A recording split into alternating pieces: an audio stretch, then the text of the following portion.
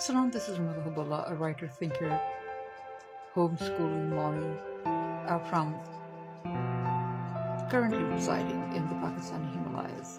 We've been talking about the eco-feminine for quite a long time, and I'll just go on and on telling you about it. What I'm going to show you right now is an AI-generated image. People look a little deformed. It is generated with the help of Meta AI, but the prompt that I gave to it was multi-ethnic women from the USA, because I've been focusing a lot on my US clients and my US friends, and I do have family in the USA, my birth family, my parents and brothers and their wives and their children in the USA, so I'm very concerned about what is happening in the USA, and I do have a lot of US-based audience, so this is my nature of interest in the arena at the moment, and also because I am looking at the decline of the military-industrial pharmaceutical civilization.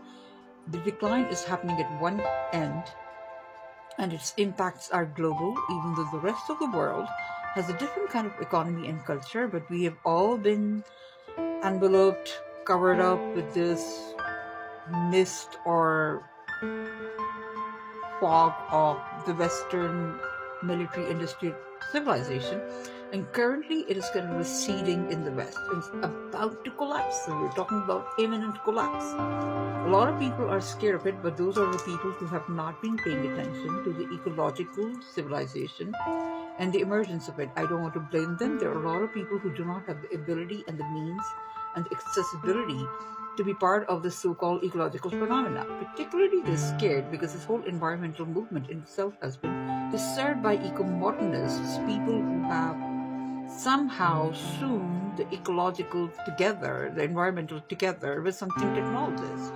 In the previous video, we were talking about how we are going, it's like we are looking at hydra-headed situations that is sprouting different heads at different paths. There's all kinds of paths emerging. There's one path emerging where we are becoming digitized at an accelerated rate such that we are completely disconnected from our bodies. I have been on this path myself, been trying to disengage with the disengagement, and literally kind of fragmented right now. I'm going to admit to that. But what is happening right now, it's not so much a matter of personal choice anymore. The world is being digitized, or if you're not digitized, you're being left out. Or being treated as some kind of a resource or secondary citizen. Like, for example, I'm in the Himalayas. There are a lot of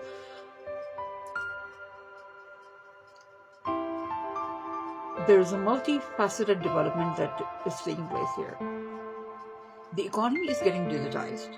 The newer generations are trained in the Western idiom, right? And everybody right now, rich, poor, in a remote region, wherever, they have a phone in their hands. They have access.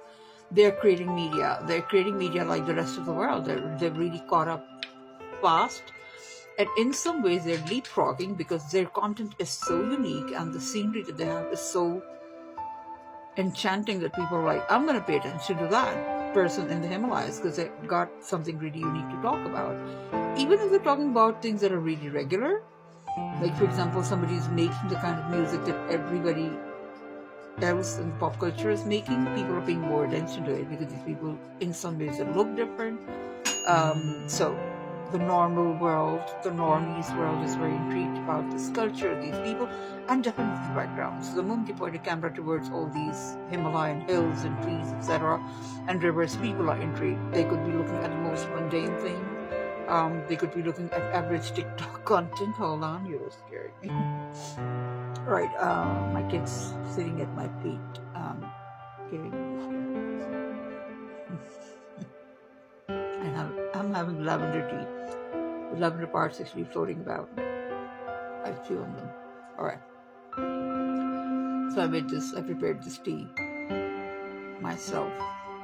Picked up the lavender in the Himalayas. Anyway. So we have a stream of young people here who are not just westernized, they're very westernized because they were thrown into advanced streams of westernization. The reason being that a lot of Himalayan people, because of their ethnicities and because of their disadvantaged status, are often given an advantageous position in institutes around the world, and they're given like a leg up with the help of really influential friends and peoples and institutions. And of course, it partly owes to them and their own leadership as well. That they're able to go forward in the world. They have a strategy, they have a policy, they've really thought things out. However, the contention is that they are in the paradigm that was more relevant in the 1980s. In the 1980s, it was the most advanced thing to go to the West and become westernized. That has petered out in the rest of the world, but because this area is kind of lagging behind, they still need something from the so-called developed world and then put it back into their world, and then they will be becoming at par with the world, which they are coming at a really accelerated rate. And they're able to do it in a short period of time because technology is equalizing, leveling the playing field everywhere anyway. So if somebody wants to catch up with something, like with coding, for example, 10 years ago or 15, 20 years ago, it took you a long time, lots of layers to understand basic coding. Today, you can just like start in the morning. By evening, you can learn some pretty good coding, right? So a person who's starting now can catch up really, really fast. They have a lot more data at their disposal. They have more access. They have faster capability to understand. They have more data input coming from various points of view, and data in itself has been presented in better fashion. The speeds are faster, even though some people may not agree, but speeds are faster. Like some of the locals in Himalayas are like, the net is really slow. Compared to the rest of the country, yes. And by the way, net in some developed countries is actually faster. Developing countries is actually faster than it is in the developed nations. The reason being that in developing nations, they didn't have a lot of infrastructure. So what they did was they compensated their citizens by handing them digital tools. Like, here you go, here's a phone. And you have a rather cheap data plan. You can have a lot of data, you can stay busy in this. In some countries, there may actually have been a policy, like in my country, Pakistan, they're like, let's put people on media. And that can keep our citizens engaged, dreaming.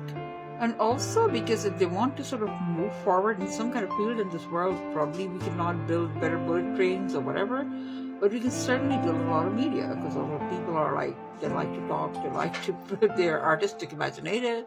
They don't need physical tools for doing that. So here you go. Here's the food. Just go on creating media.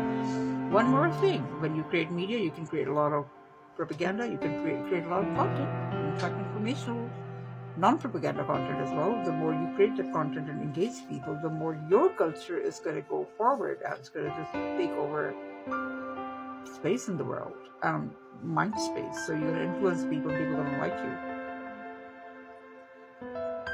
And that's what's literally happening in the Himalayas. People are like, this is how I walk about in my village. And they're influencing other people. In fact, people in more advanced societies are like, I want to roll back to that. I just want to walk around in a village. So they're really good. Huge change. So there's this one strain of people, particularly young people and children, who are these digital content creator, virtualist kind of generation. Then they want to continue to do their traditional work. And who is it assigned to? Women, mothers, aunties. Women who have been left behind in terms of modern education. And then there are the men, not very young men, so certainly 30 and older. Some of whom are educated, some of them not so much. They didn't have access, they didn't go to the cities, many of them. They didn't have jobs even. And there are a lot of young men also who, if they were not able to travel to a big city, they really aren't in touch with the world.